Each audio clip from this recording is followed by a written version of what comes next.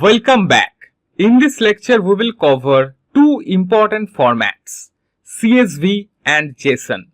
These formats are widely used in data science, web development, and API communication.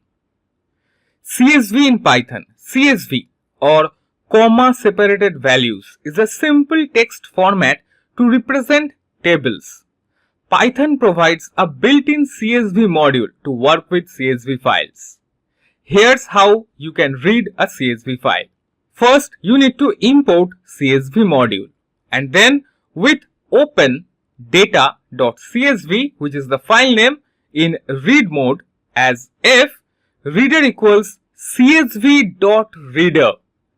We are using the reader function of that CSV module. So csv.reader f. What is this f? This is this. Okay. Alright, so reader equals csv.reader f. Next, for row in reader, print row. Now each row becomes a list. Very useful for parsing tabular data from spreadsheets or exported reports.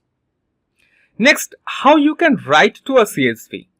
It is just as easy. With open file name, in write mode, new line equals space as if writer equals csv.writer f. Writer.write row. We are using the write row function. And here what we are doing? Name, age. This is the head. Next, we are putting values. So writer.write row Alice 25. Notice the new line equals blank. This avoids blank lines on some systems. Next, JSON in Python. Yes, JSON, JavaScript object notation, is used heavily in APIs and modern web apps.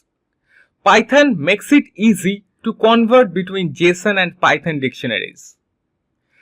So first, what you need to import the JSON library. It's inbuilt in Python.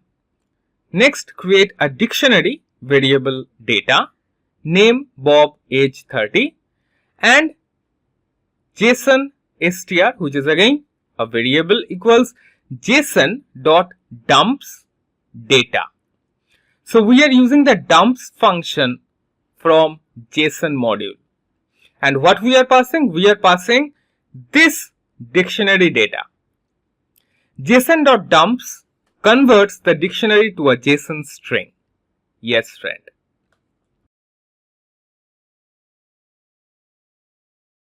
Next, reading JSON. To go the other way, again, what you need to import JSON.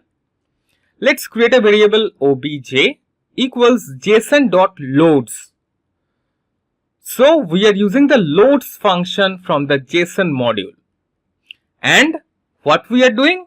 We are passing the variable json_str. Next, let's print object name, which will print Bob.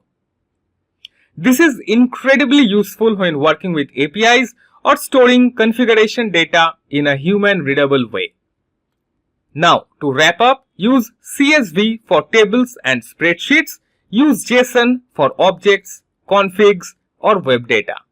In the next lecture, we will learn how to handle errors safely when working with files.